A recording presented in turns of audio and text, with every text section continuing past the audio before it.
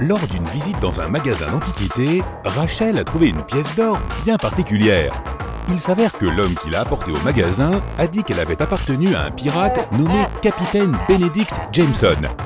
Il a dit qu'il avait caché le reste de ses trésors sur une île. La carte était cachée dans une grotte située sur une plage de cette même île. Mais personne n'avait encore réussi à trouver le trésor. Rachel était intriguée, elle a donc appelé son ami Jérémy et l'a convaincu de partir en mer à la recherche de ce trésor. Après des semaines de navigation, ils sont arrivés sur l'île et ont cherché la grotte en premier. Peux-tu la repérer ?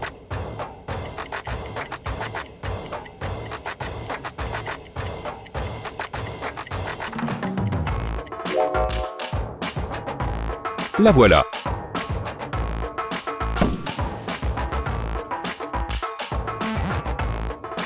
Trois chemins différents dans la grotte mènent à la carte. Lequel doivent-ils choisir ?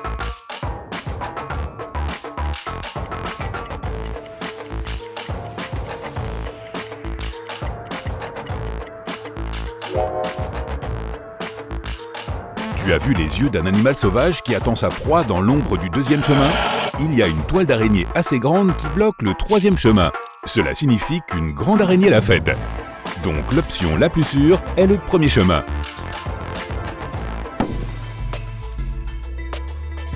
Ils sont arrivés au bout de la grotte et ont trouvé 3 boîtes en bois. Chacune avait une carte différente. Une seule carte les conduira au trésor.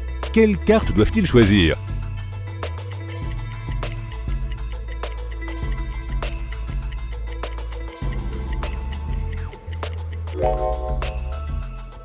La zone que montre la première carte est entourée d'arbres. La deuxième carte montre une zone entourée par l'océan.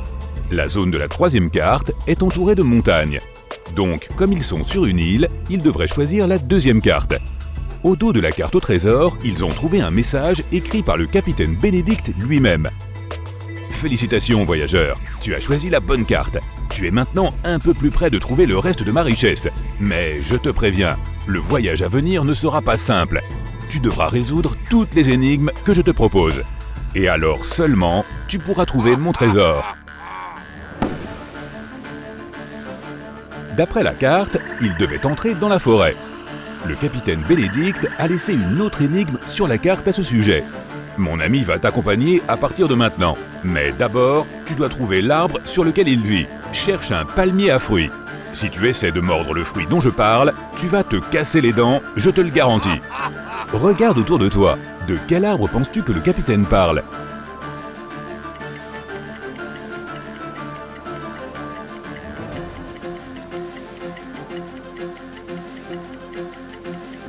Certains de ces arbres n'ont pas de fruits du tout. Aucun d'entre eux ne peut donc être l'arbre dont il parle. Ces arbres ont des bananes, mais tu ne te casseras pas les dents si tu manges des bananes. Alors ce doit être cet arbre avec des noix de coco, car tu te casseras certainement les dents si tu essaies de mordre une noix de coco. Quand ils se sont approchés de l'arbre, ils ont remarqué une gravure sur celui-ci. Elle disait « Lève les yeux et trouve mon ami Jonathan le singe. Emmène-le avec toi dans ton voyage, car il sait où j'ai caché la clé. » Rachel et Jérémy ont alors levé les yeux et ont vu 3 singes. À ton avis, quel singe est Jonathan ?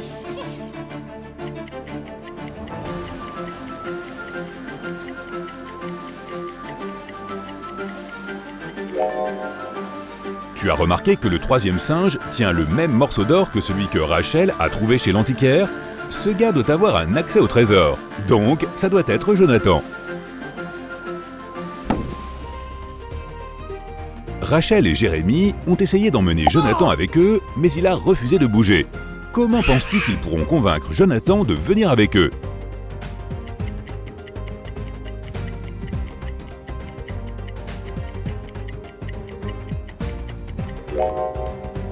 Heureusement, il y a des bananiers dans les environs, donc il devrait juste lui donner une banane pour gagner sa confiance.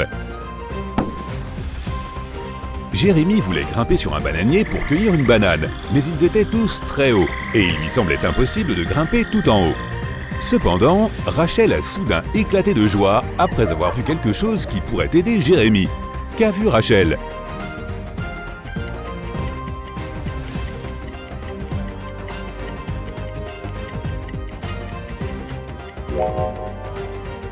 Regarde de plus près les arbres. L'un d'entre eux a une vieille échelle de corde qui y est attachée. Jérémie peut y grimper pour prendre une banane. Après avoir cueilli une banane, le singe Jonathan est descendu de l'arbre pour la prendre. Pendant qu'il la mangeait, Rachel et Jérémie ont eu faim et ont décidé de faire une pause pour manger quelque chose eux aussi. Cependant, lorsqu'ils ont pris la nourriture dans leur sac, tout avait disparu. Peux-tu deviner ce qui s'est passé ?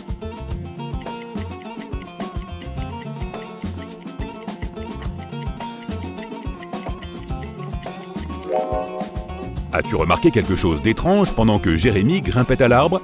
Revenons un peu en arrière pour te montrer ce qui s'est passé. Les singes ont volé toute la nourriture dans les sacs de Jérémie et Rachel. Rachel et Jérémie n'avaient rien d'autre à manger à part les bananes des palmiers. Mais quand Jérémie a essayé de remonter l'échelle de corde, la corde a cassé. Maintenant qu'ils ne pouvaient plus cueillir de bananes, ils devaient trouver autre chose à manger. Ils se sont promenés et sont tombés sur une chute d'eau. Rachel leur a proposé d'attraper des poissons. Jérémie a alors attrapé 3 poissons différents, mais un seul d'entre eux était comestible. Peux-tu dire lequel ?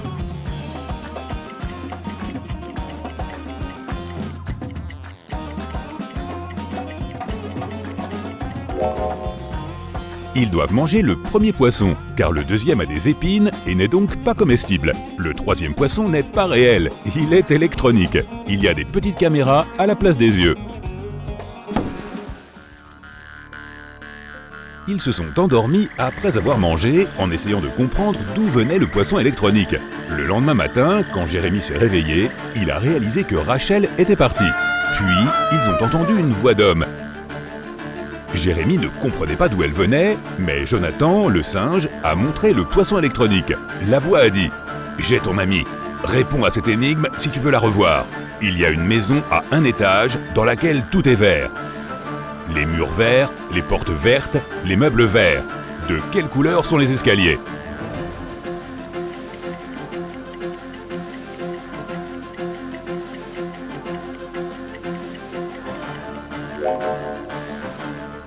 Comme c'est une maison d'1 étage, il n'y a pas d'escalier. Soudain, la cascade s'est arrêtée de couler et une grotte est apparue derrière elle. La voix a dit « Entre !» À l'intérieur, un scientifique diabolique attendait Jérémie. Il lui a dit qu'il allait lui donner une chance de sauver son ami. Il a emmené Jérémie dans un réservoir d'eau avec 3 créatures à l'intérieur. Le scientifique a dit « L'une de ces créatures est Rachel, mais les 2 autres ne sont pas du tout humaines. Je vais libérer ton ami si tu peux deviner correctement laquelle est Rachel. »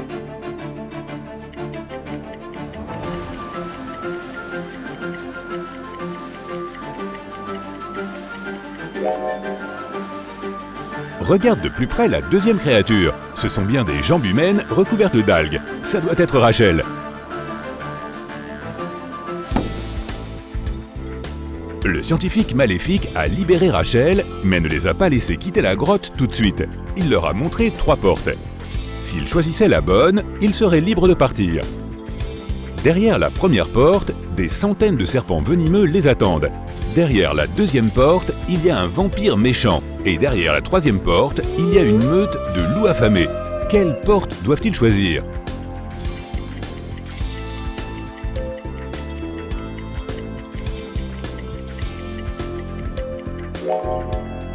Ils devraient choisir la deuxième porte. C'est le matin dehors, le soleil brille et les vampires ne peuvent pas survivre au soleil. Après que Rachel, Jérémie et Jonathan se soient libérés, ils ont repris le chemin en suivant la carte et sont arrivés au bord d'une falaise. Il y avait devant eux 3 ponts différents à partir desquels ils pouvaient passer de l'autre côté. Quel pont devraient-ils choisir ?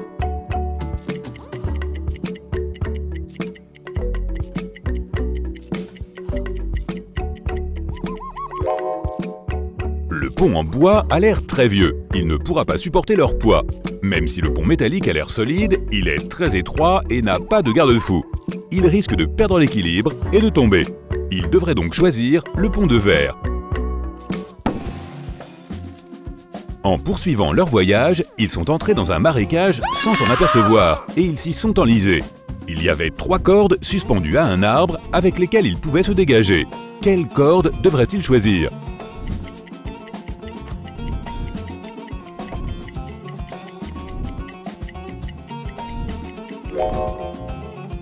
La première et la troisième corde ne sont pas des cordes du tout. L'une d'elles est un serpent et l'autre la queue d'un tigre. Ils doivent donc choisir la deuxième corde. Après avoir échappé au marécage, ils ont enfin pu atteindre la dernière destination indiquée sur la carte. Il y avait une trappe par terre. Ils devaient la franchir, mais elle était fermée par un cadenas avec une combinaison de 5 lettres. Cependant, le capitaine Bénédicte a laissé un indice sur la façon de le déverrouiller sur ses notes, et l'indice était 3, 15, 6, 6, 18, 5. Que penses-tu que cela signifie ?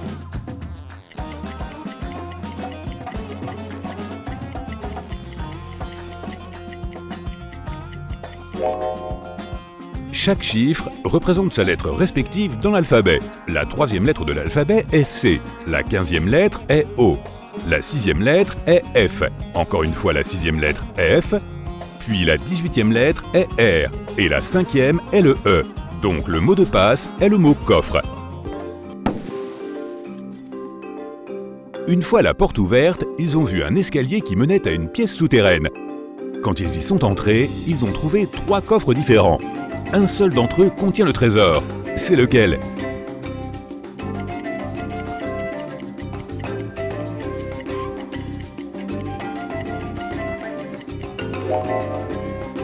Peux-tu voir les fourmis qui entrent et sortent du premier coffre en portant des petits morceaux de nourriture ?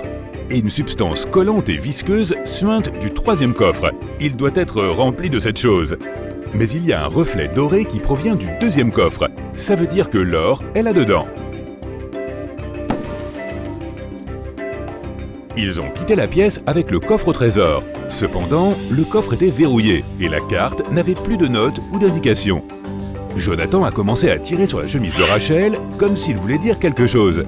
Elle s'est alors souvenue de la note précédente du capitaine Bénédicte. « Mon ami Jonathan, le singe, sait où j'ai caché la clé. » Alors, elle et Jérémie ont commencé à suivre Jonathan. Ils sont arrivés à un beau jardin avec 3 statues. Chaque statue tenait une clé, et seule l'une d'entre elles pouvait ouvrir le coffre au trésor. Laquelle doivent-ils choisir ?